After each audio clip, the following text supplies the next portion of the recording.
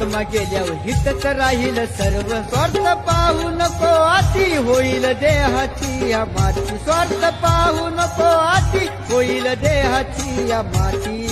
मिळलं तुला मोक्ष येऊ चरणी गेल्यावर मिळलं तुला मोक्ष येऊ चरणी गेल्यावर माती मोल करल येऊ मनात आल्यावर सार माती मोल करल येऊ मनात आल्यावर माती मोल करल येऊ मनात आल्यावर माती मोल करल येऊ